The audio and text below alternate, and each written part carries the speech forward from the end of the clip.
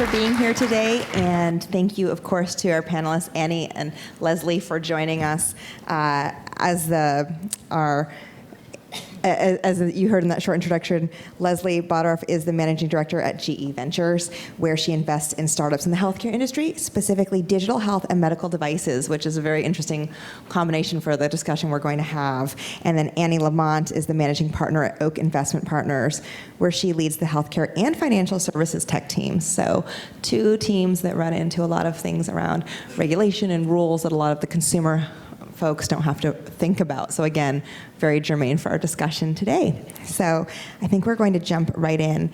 Please do, as you listen, think of great questions, because we are eager to hear your questions. We really want to answer them. There's going to be a Q&A at the end.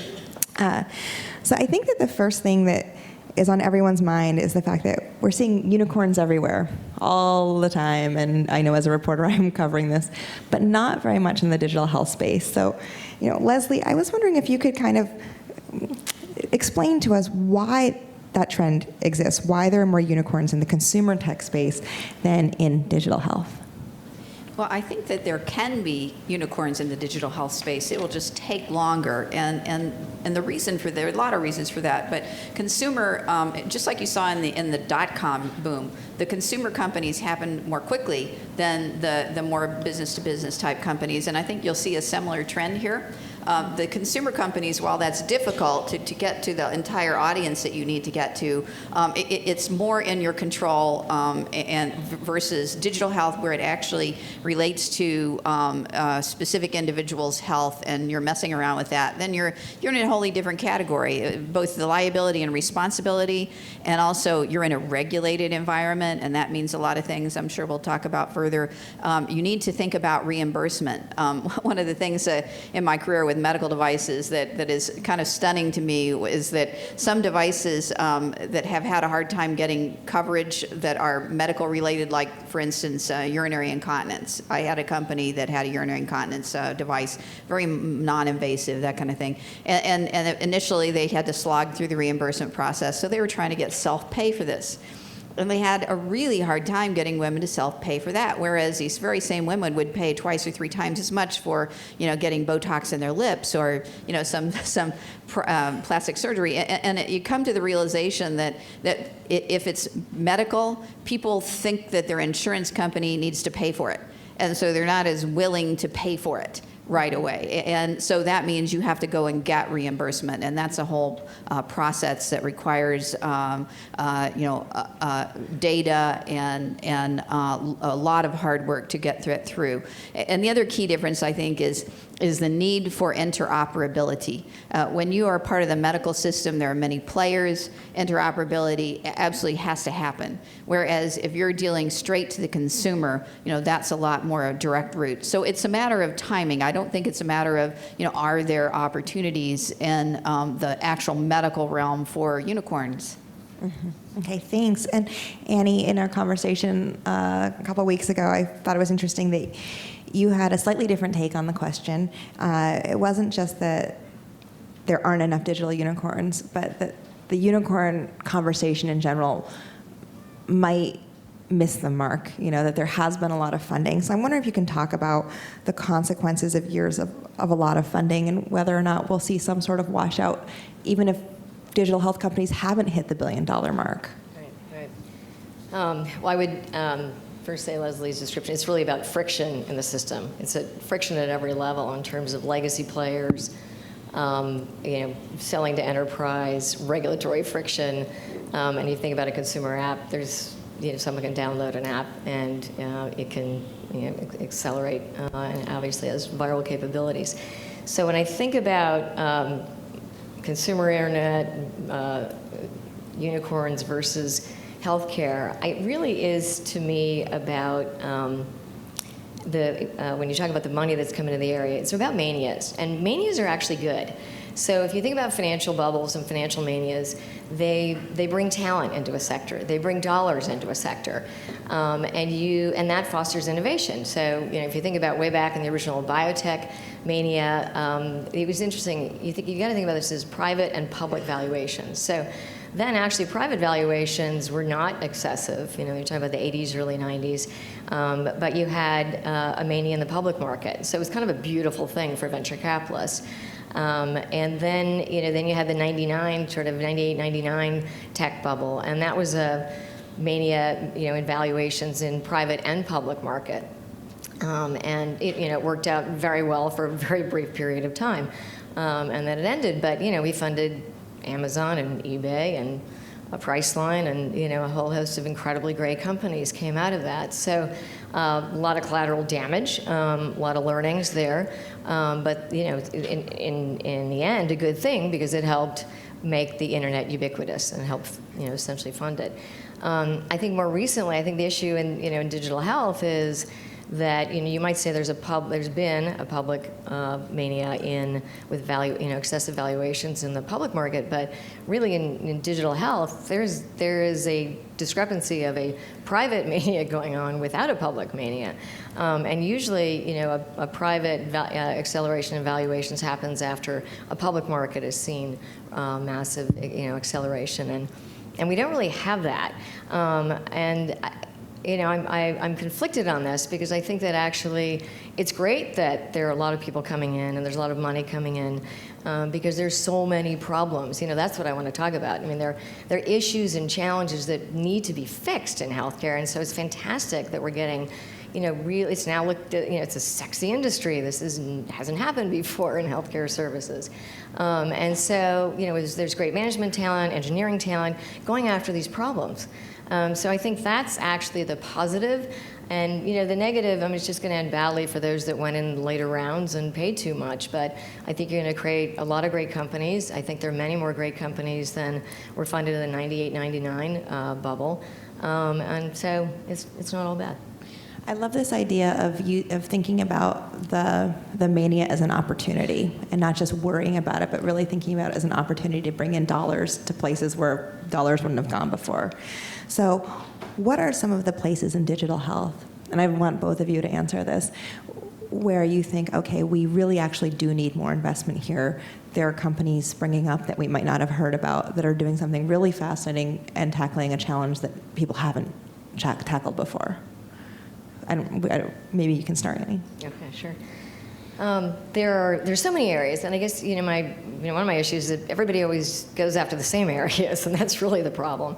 So maybe start with the negative, go to the positive. But if we looked at the past and you think about where people have gone, it was Athena Goes Public that I was on the board involved with, and every time I looked at a digital health company, it was a practice management, rev cycle management company. I'm like, well, this isn't, there's a lot more in digital health than that. And then it was EHRs, 4 years ago, everybody was doing EHRs. And then, then we moved on from that, and we went to, patient engagement and population management. So if you're talking about population health, that was 2 years, and and Frank was just talking about Evelyn Health. They've done that well, and so there are a few that are going to do well, but there are probably 50 companies that were funded around population health. So I think if you think about do something where not everybody is, and do something that is going to make a difference in a population that needs it. And certainly one of those are the dual eligibles. That's a $300 billion market.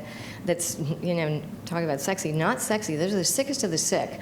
Dual eligibles being those that are covered by Medicaid and Medicare. And it's, as I said, $300 billion market opportunity, of which, Medicaid HMOs are going after, but they don't have the tools to address these people. And so there are lots of different services to be supplied that can actually be used by that population. I think we funded something recently, Quartet, that we're super excited about, that's connecting the silos of behavioral health and physical medical health. Why do we deal with those as silos? Why are they carve-outs, for a lot of the payers? This makes no sense. We all know the mind and body are connected. We finally have mental health parity. So now, obviously it's going to be financially covered. And the problem is the payers looked at it as 4% of spend. They've already pushed down the prices they pay psychiatrists and social workers to a level that is so unsustainable that most psychiatrists don't even take insurance. And so that's not the issue. The real issue is when you look at people with multiple comorbidities, you've got a population of, if you think about those with multiple comorbidities, but also have behavioral health issues, those people are cost the system 4 times more than those that just have multiple comorbidities. So behavioral health is, and if you target that population, obviously you're going to have big impact. And it's like the light bulb's finally gone on to the payers, like these are the things that we should be doing. Palliative care, fascinating area. We think about it as a CMS hospice benefit, but the average length of time that somebody's in hospice is 20 days. That's absurd. And it's because of the way the government has, written the regs and gets, every 3 years they do an investigation of hospice companies when they should be doing an investigation of hospitals that are treating patients that are going to die tomorrow and they're giving them surgery today. It just makes no sense. So Aspire is a company we've invested in the palliative care area, and the payers, once again, are getting it. They're going to pay people, to watch after people who are stage 4 cancer, late stage dementia, COPD. These people might live 3-4 years, but if they're going to live and have a palliative care network and a group of people that are essentially going to keep them as well as possible, comfortable, deal with the families, and out of the hospitals. And that's how you lower care. So I think there are, it's just tremendous opportunities. Great. Leslie, what do you think? I think that that the digital health companies that are out there right now have the right instincts in terms of there's a tremendous opportunity for taking the middlemen out of the equation, whether that be in the practice of clinical medicine or in the operation of a hospital or the the payments and insurance side of it. How can we do that? So I think there's still tremendous things that can be done there. The area of interoperability. There's not one startup company out there that hasn't complained bitterly about the lack of interoperability, even though we have fairly widespread, 94% of hospitals now have electronic medical records, but they have not fulfilled the promise yet because they have real problems with interoperability. Now, part of that is because of the companies that are the winners there have been somewhat, to say the least, somewhat proprietary about that. But in the end, that makes an opportunity for startup companies to come along and say, okay, you can be the electronic medical record, but we're going to take that and we're going to make it meaningful because we're going to make it interoperable. And here's what we're going to do with it. And the other thing that I would say is there are some areas that there is a tremendous amount of investment in, like, for instance, wearables. I think, a year and a half ago, we took a look at how many companies we'd seen that were wearables, and there were like 400 or 500, and that was only in certain disease states with medical points. And that's just that's crazy number of companies, and also a tremendous amount of companies that say, oh, we're the next analytics company. We have all these population health analytics that are going to tell you who's going to live and who's going to die. Well, that's the right instincts, and those are the right things. But I think what has not happened and needs more investment to happen is, okay, now take those and create what your killer app is. Create what it is that you are going to do with those to make it better for the patient and to save the system money. And now you got to go prove it through clinical data and also through economic data so that insurance companies will reimburse it, that providers will adopt it for actual sick people as opposed to just, people who are well and it's a lifestyle thing. So I think there is just a lot farther that we can go with some of the instincts that are already out there. It's interesting, so, you mentioned sort of those more surface level data companies and these wearables companies. I think one of the reasons they became so popular is because both the entrepreneurs and the investors saw a real path toward huge growth, fast adoption, and bigger and bigger valuations.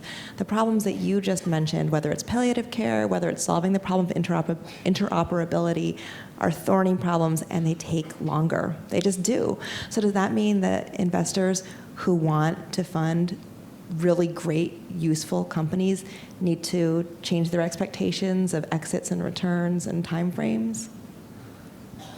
Well, I think that depends on the area that you're in. If you're in a highly regulated area that's going to need to go through certain approval process and a certain reimbursement process, it is going to take a specific amount of time. I don't think that means it's bad investments. I think that the venture business has traditionally been long-term investors, and that's okay. And it doesn't need to be 10 years, but it's not going to be 18 months either.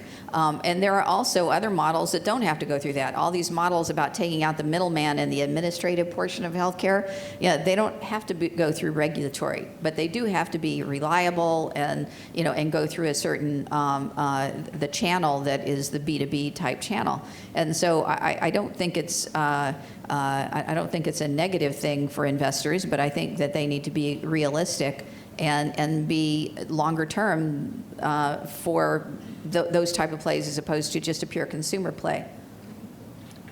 Yeah, look, this is the most glamorous analogy, but I think it's a little bit like shoveling coal into a train, and chugging along and really building value, as opposed to the rocket to Mars, and and that rocket may explode on the way, if you think about it, sort of consumer internet and viral apps.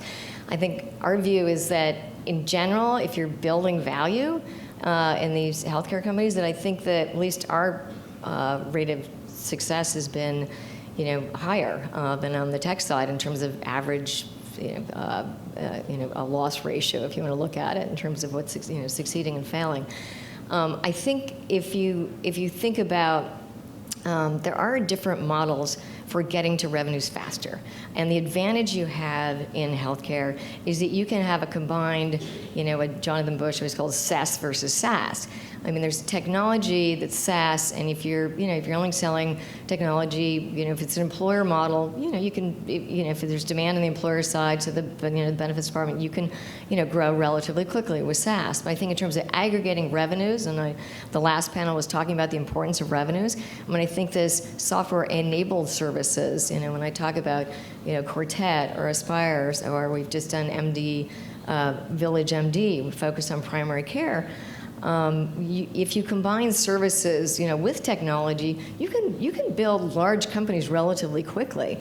And I think we do have an advantage, and we'll see how long it lasts, of a public market that is interested in revenues, whether they're services or software. They don't seem to be differentiating that much.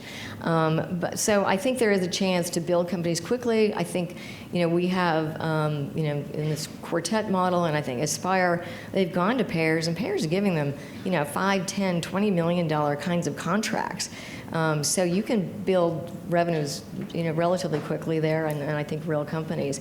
But I do think, if you're in healthcare, it's a different thing. You really are in it for the mission. I think you're in it to make money, and I think you're going to build companies of real value, but they're going to be harder to displace. It's this friction of the system is once you get embedded in the system, I think it is harder to move out, and I don't think that's true with consumer apps. So. That's great. I'd love to sort of dig into these points of friction because they've come up a couple of times in different answers. Maybe, Leslie, we can start with you. The first point of friction being regulatory. Both of you have mentioned it. When an entrepreneur is building a company, at what point should they know that they will have to deal with regulators and what that means for them? I'm very curious about that. Yeah, I think from the very beginning, you need to think about what kind of a company are you going to be, what's your value add, and what are you really selling? Because, and the FDA, actually, it was a lot harder a couple years ago, but the FDA has recently come out with guidelines and I think they feel like they have their act together in terms of what's going to be regulated and what's not. And generally, the things that are not going to be regulated are of a lifestyle nature, and the kinds of claims that you make will purely be lifestyle. Or they're educational. There's a lot of things that are educational, and those you don't need to worry about the FDA at all, and they've written some guidelines to let you know that. But then if you enter into the realm of making any kind of claim about people using it, using your device as some kind of a test, and the test is the first level. If you say this is a test for so-and-so, that's the first level of FDA regulation. Even if you enter in that realm, even at that level, you become a medical device company, and that means you need to go through certain regulatory processes, like you have to have a quality system, you have to have design documentation system, ISO certification of certain types, electrical certification if that applies to certain types, and just a whole host of other things that you have to put in place in your company, and that's going to take some time and money. And then if you go to the next level and you say, if you want the label to say, I'm either going to diagnose or I'm going to screen or I'm going to monitor a certain medical condition, that is a whole another level of FDA regulation. I would call that a class 2. And then you get into the realm of having to prove that, in fact, it's a good monitor or, or whatever, for whatever you do, it has use in that way. And you have to prove that a given patient can actually use it reliably and accurately. So you have to do both of those things. And then if you're in a further classification where you're actually going to make some claims about what it's efficacious for, that is a whole nother realm of proof points in terms of clinical trials and all of that. So you have to, I think, from the get-go, figure out what do we want to be, how are we going to make money, what are we going to claim to make it in the market. And then you figure out what class that puts you in and how to set up your whole company. And you need to do it from the beginning or you'll be backtracking like crazy. Mm-hmm. Annie, the second point of friction that has come up a bunch is payments. Who gets paid? How do we pay for this innovation, and who's going to pay? Mm-hmm. And working within that system. Can you describe a little bit about why that's important and why people need to figure that out as soon as they can when they start their company? Mm-hmm. And I'm glad you talked about FDA, because I don't want to have anything to do with the FDA. So if you have a company that's relying on that, don't come to us. 10-year time, 20-year time frames. So I think this is the fundamental difference, right? The disconnect between the payer and the person who is receiving the service and the person paying for the service. It's the fundamental issue in healthcare. And so we have said for over a decade, it's all technology-enabled solutions to payers, providers, pharma, employers. The closest we get to consumer is the B2B2C model within the employer. I still haven't seen anything that's worked, other than Fitbit, I guess, in terms of, and that I would call a consumer product and something we wouldn't necessarily do, unfortunately. And it's because they are getting enterprises to pay for it now, and I think that's why they're growing so rapidly. But it's still a consumer product. And other than that, I really haven't seen anything where a consumer's paid and it's been, a company's been successful in healthcare. We just, a show of hands here. So how many of you pay your cell phone bills on time?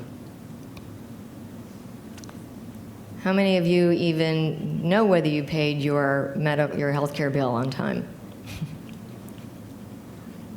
Okay. Good. I think we all know that it's in the realm of the enterprise. And so I think the positive with that is that the things that we can take advantage of are the movement to paying for value. A company, VillageMD, that we recently invested in is organizing primary care. And if you think about the way the world is going, we are slowly moving to this value-based system, and the only people that really can do that well are really at the primary care level. Hospitals want to push it off and avoid it as long as possible. They're being forced in January for bundled payments and hips and knees, but otherwise it's really the point of care being primary care that can actually affect downstream, the downstream dollars is the only thing that makes sense in terms of a value-based environment. And so I think there's a huge opportunity within that world to incent primary care, which now is in control of about $1.5 million per doctor of value. You flip it on your head, and all of a sudden, with VillageMD, that's $10 million per doctor of cost that they're driving and can control. And so I think the incentive and payment models, that's how we fix healthcare. It's really fundamentally right there. And that's the sort of important play. And I have been, I'm surprised actually that there aren't more companies sort of around that capability, because I think that's how we generally fix healthcare. Employer model, a lot of companies going after the benefit departments. My fear there is there's so many companies with so many different solutions going after that same benefit manager that they're inundated. They certainly have an incentive to lower the cost of care. And so there's an opportunity there. But again, the employer's paying. They've only got so many hands and dollars to work with. And in the end, they're still trying to drive programs that impact consumer behavior when the reality is consumer behavior is going to be impacted most through the providers. And you've got to figure out how to get to the providers and to do that. Yeah, I had actually a comment about that. It gets back to what I said about the need for clinical data and proof points and information about health savings. If you are a wellness company and you are selling to an employer, to the HR people, to the wellness budget, that budget is relatively small, pretty small. If you, however, have data and can go into that benefits manager of their plan, or the benefits manager, even if they're self-insured of that employer, and say, here's my data, I fit into the medical loss ratio budget, and I'm going to save you money on that. That is a huge budget. So you have a lot more leeway, and some companies have in fact been successful at doing that. One of them, we just invested in Omada Health, which is a rock health company, and they have been successful at doing that because early on they did some clinical trials that came out well, and in fact they kept up with those clinical trials and have long-term data. And now they're able to sell into these insurance plans and self-insured employers and get into that the medical loss ratio budget and not the wellness budget. So that's something to think about. It gives you a lot more flexibility. So one of the audience questions that's come in sort of around the topics we've discussed, Daniel asks, does meaningful require more than being just interoperable? How about startups that inject more diagnostic intelligence into every health query? Startups who support doctors in making better decisions and making the doctors smarter. This is an interesting question because it seems like one of those no-brainers, like why wouldn't a doctor want to be smarter? Why wouldn't a doctor want to pay for the service of a startup that can inject more intelligence into the system? And I'm wondering what you both think of that kind of startup. Well, we're GE. We're really excited about of that area and diagnostics and the power of a number of different pieces of information about that patient coming together to be higher sensitivity and specificity about what's going on with that patient, what should be done, and that whole clinical decision support. So we really like that area. But again, that's one of those areas that you have to go out and prove it. In order for the medical community is not going to accept something just because we got our machine learning guys in San Jose and they produce this great analytic that's going to say who lives and who dies. You got to go prove that they can say who lives and who dies, and then it will be adopted and paid for, and you've then got to go through the reimbursement process also. So again, it's a longer term play for sure. But I think therein lies the real value of analytics when you can apply it to a certain disease state and a certain patient and do better for the patient, do better for the cost savings, and do better all around. But we're really bullish on what that could be in the longer term. Did you want to add? Yeah, that long term is long. There are so many simple things that we need to do better. I think the doctors are overwhelmed with EHRs, and I think there's some opportunity and apps on top of the EHR just to make it more functional, easier to use. Again, this friction in that area. I think doctors are not necessarily ready to.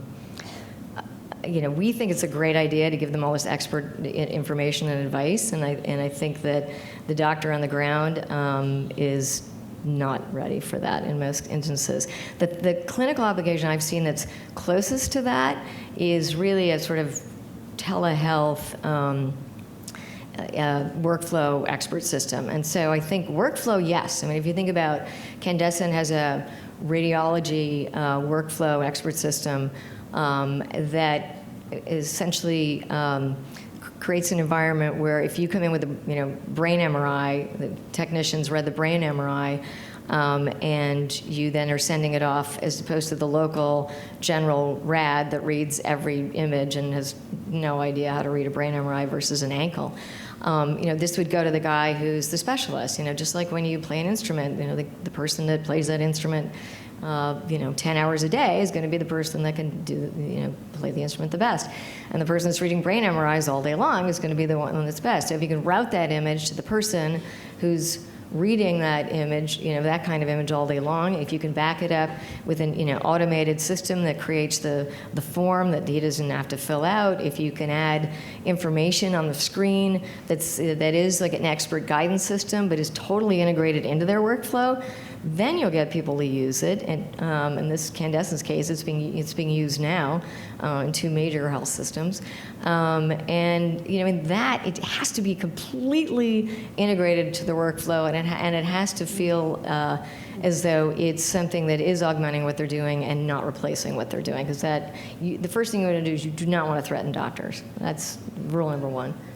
Sure. One company that we have invested in last year called Vita is a marketplace for buyers and sellers of analytics, and that could be clinical analytics, population health analytics, or even about payments or whatever. And it's also for a marketplace for buyers and sellers of data.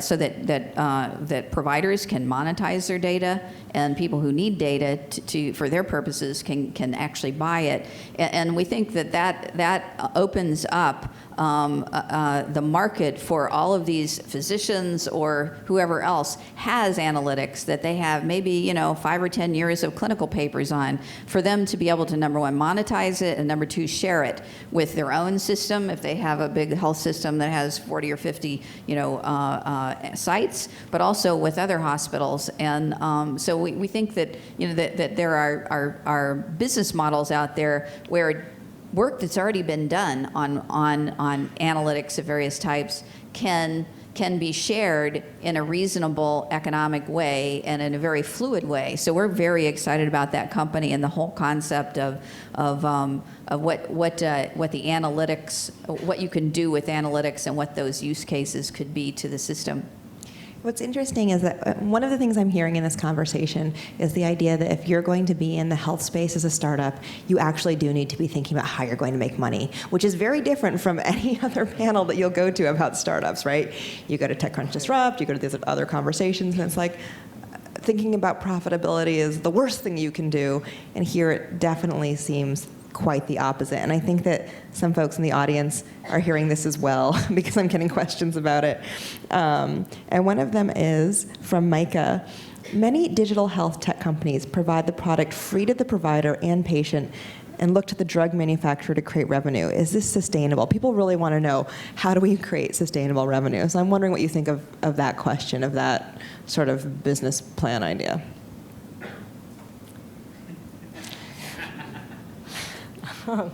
So, I think, we're about recurring revenue models that are sustainable. And I think, there are a couple of companies, not to be named, that are unicorns, where you have project revenues from pharma, supporting what they're doing, or ad revenues from pharma supporting what they're doing. And I don't think those are sustainable models and shouldn't be valued in the same way, where you're providing direct value and that group that's attaining the value is paying for it.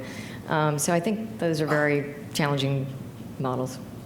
Yeah, I think that you have to figure out how you can capture the value that you're bringing there. And maybe you're going to end up capturing part of the value from the drug company if you're sticking with the drug company, but maybe they have a generic drug or something that that is running out of value for them, and they need to revitalize that.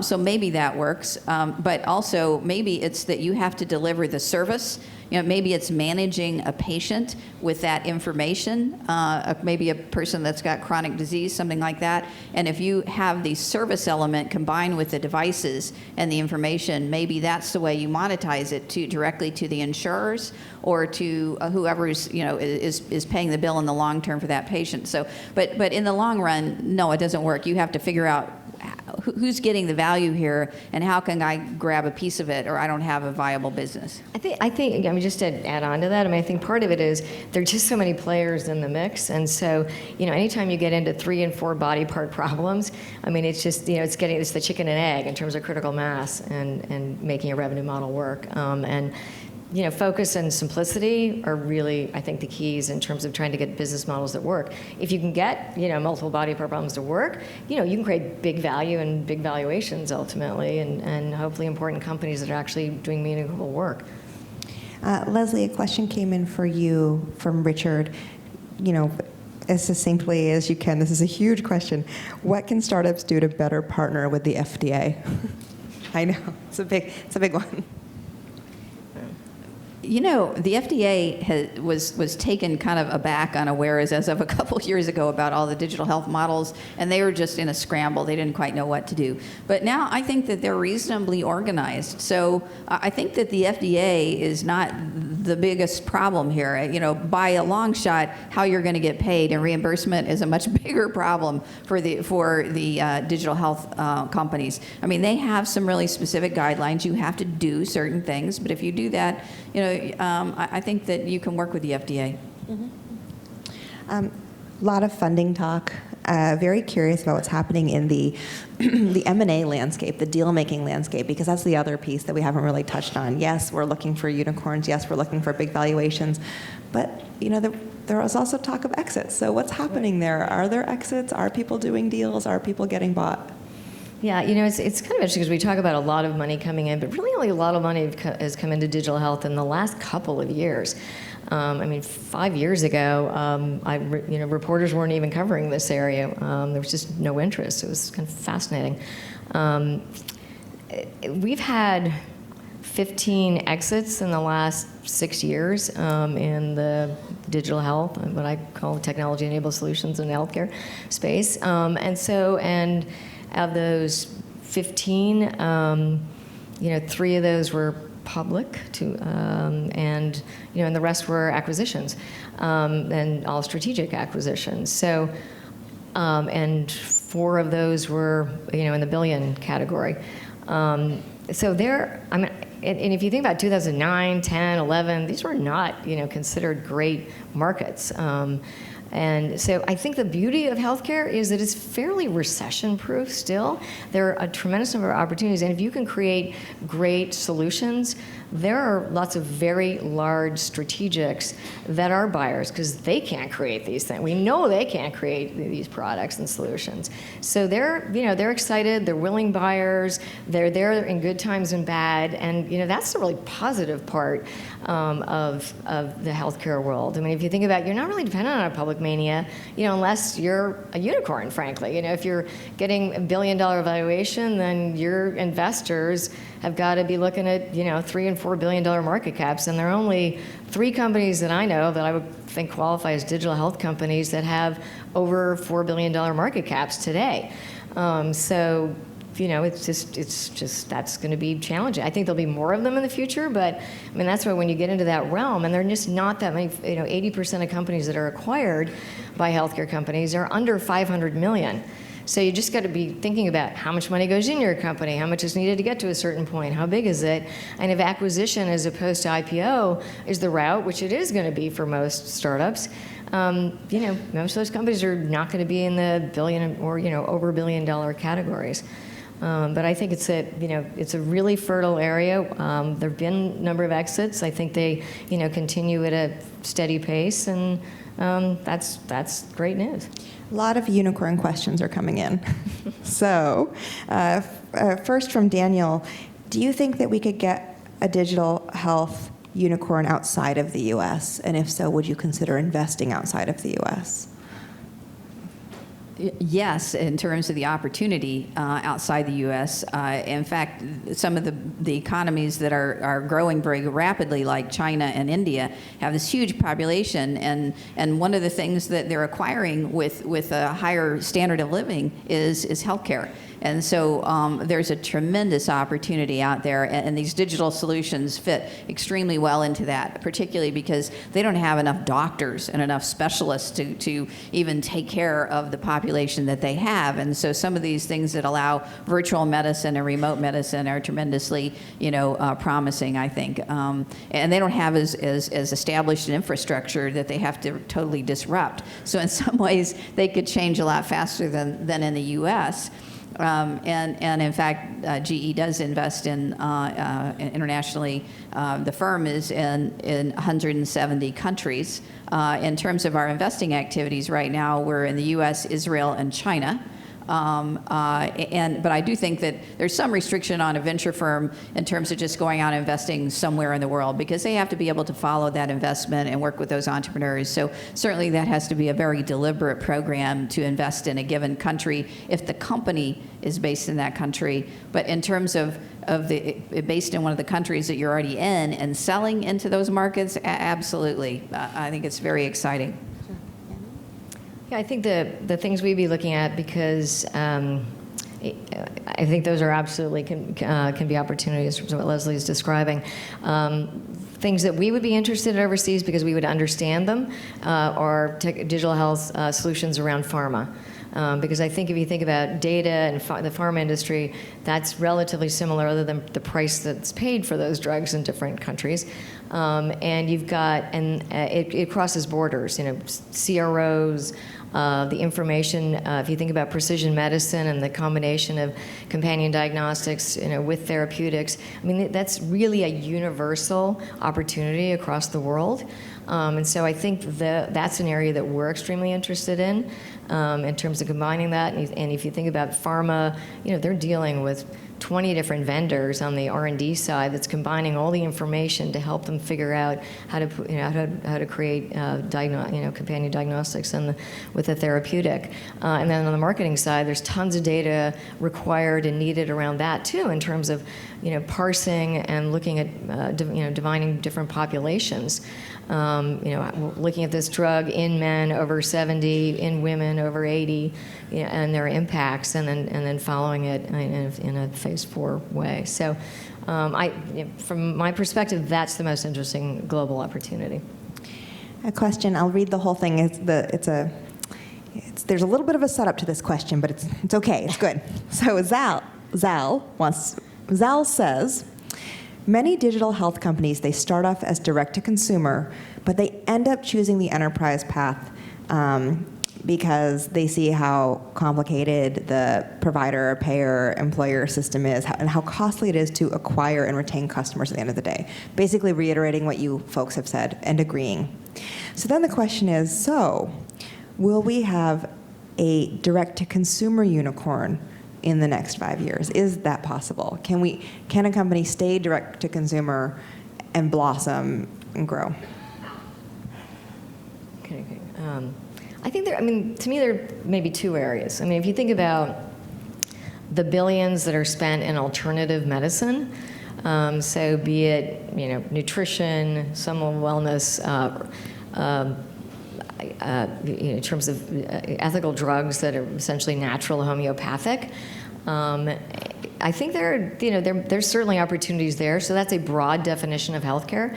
And I think consumers are paying. I mean, look at SoulCycle's going public. We could call SoulCycle a health company, And so I think there's potentially an opportunity there, because people are today spending billions of dollars on homeopathic and alternative care through chiropractic, yoga, et cetera. I would agree. I think there's still opportunity. I mean, look at Fitbit. It was just out here. There's no reason why there couldn't be another consumer couple of companies that do extremely well. You have to sort of get out above the noise because, Fitbit had many and still does many competitors, right? And not all of them are going to make it. It can become very crowded, and that's part of the trick of, being successful as a consumer company. But it's absolutely possible. And then the final audience question, Jay asks, could you please name one company that will be a $1 billion startup? What does that mean? At startup? Or I'm assuming, let me rephrase it. Is there a startup today that you think will reach a $1 billion valuation? Something out there that looks really promising to you?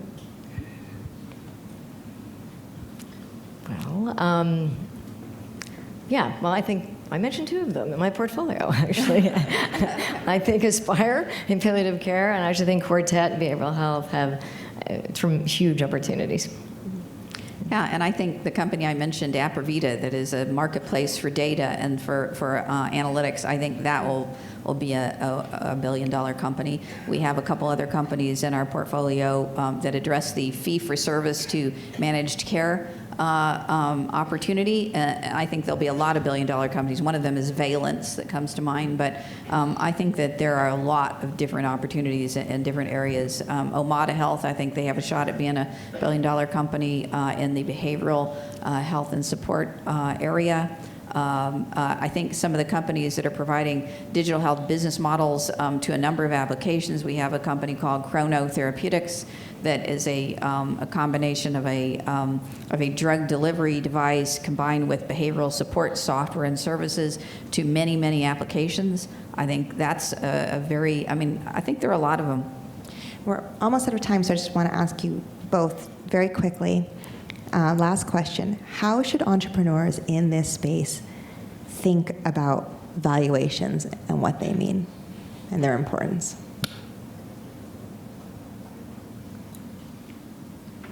Well, I don't think it has to be just this space. I mean, I think it's true for, for all entrepreneurs. How should I think about it? I think that you've all seen the Silicon Valley episode of, the instance where they take the lower valuation so that they don't have issues later on when they can't fund the next round at a higher valuation.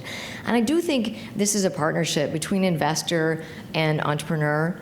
And so on the one hand, it's very tempting to take the absolute highest price and try to get the highest price. But then you've got to live up to that price.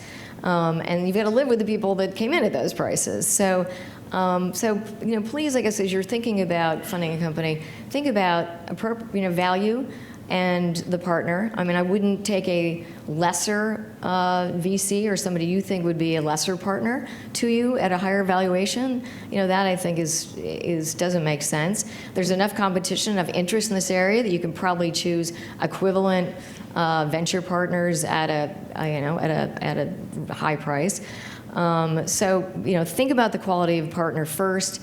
Think about valuation.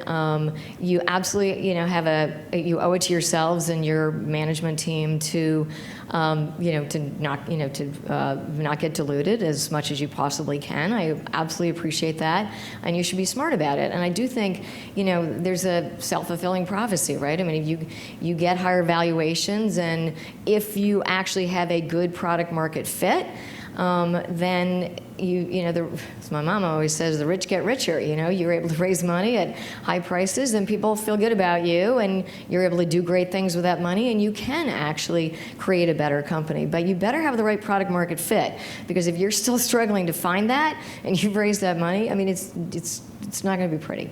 And I would say, don't get too focused on what your percentage of the pie is. Get focused on how big the pie can be. And so if there are people or money or partners that add to that, you really need to go after that. And also really get focused on what is going to reduce risk and create the most value. And stay focused on those milestones, because it's awfully easy to get distracted by a lot of things that you could be chasing. And I think that that's the most important thing. Don't get the cart before the horse. Focus on the things that you can accomplish to prove out what's going to grab value first. Great. Annie, Leslie, thank you so much for joining us. It was really fun to talk to you both.